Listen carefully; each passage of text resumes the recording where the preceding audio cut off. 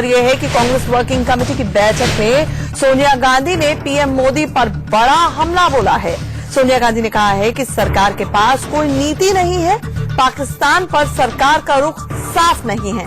भूमि bill पर U turn लेने पर भी सोनिया गांधी ने सरकार को घेरने की कोशिश की है। सोनिया गांधी ने कहा है कि यू टर्न से ये साफ है कि सरकार को जमीनी हालात का कोई अंदाजा नहीं है।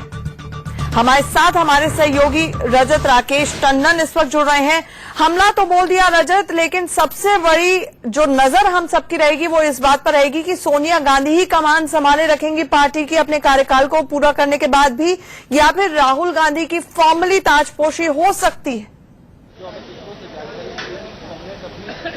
जी बिल्कुल, देखिए बड़ी खबर यही है कि प्रधानमंत्री नरेंद्र मोदी पर उन्होंने एक आक्रामक हमला बोला है जो ओपनिंग स्पीच थी कांग्रेस वर्किंग कमेटी की। लेकिन साथ ही साथ आंचल एक बड़ी बात यह भी थी कि अपनी स्पीच में सोनिया गांधी ने राहुल गांधी की बढ़-चढ़ कर तारीफ करी। साफ तौर पर कहा है कि लैंड एक्विजिशन पे जो सरकार झुकी है, जो सरकार ने यू टर्न लिया है, वो सिर्फ और सिर्फ राहुल गांधी के एजिटेशन की वजह से हुआ है। यानी आप कह सकते हैं कि सोनिया गांधी अध्यक्ष बनी रहेगी, ये बात तय है। अभी एक प्रस्ताव पारित हो जाएगा जिसमें 1 साल का एक्सटेंशन मिलेगा एआईसीसी के गठन के लिए, कांग्रेस प्रेसिडेंट के लिए, यानी कि दिसंबर 2015 से दिसंबर 2016 तक के लिए एक्सटेंशन चुनाव आयोग को लिखा जाएगा।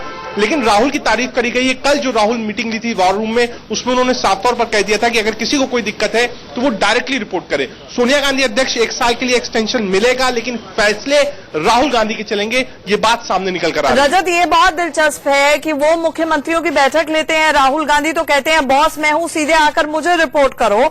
लेकिन क्योंकि बिहार चुनाव है, ऐसे में सोनिया गांधी का कार्यकाल ही बढ़ाया जा रहा है। पार्टी वेट एंड वॉच स्थिति में राहुल गांधी को सीधे तौर पर कमान सौंप कर रिस्क नहीं लेना चाहती है। आप कंफर्म कर रहे हैं खबर की सोनिया गांधी 1 साल तक के लिए उनको एक्सटेंशन मिलने जा रहा है।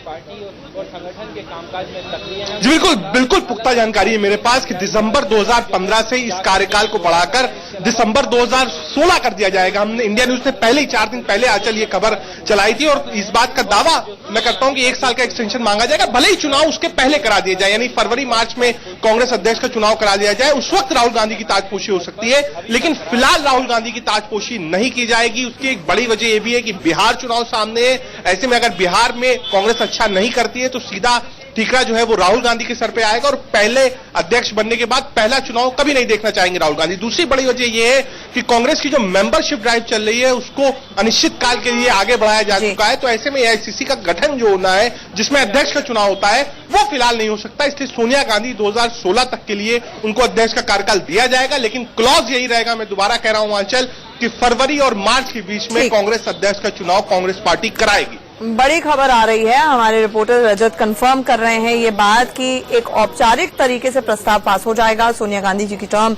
1 साल तक के लिए और एक्सटेंड कर दी जाएगी। अध्यक्ष के तौर पर सीधे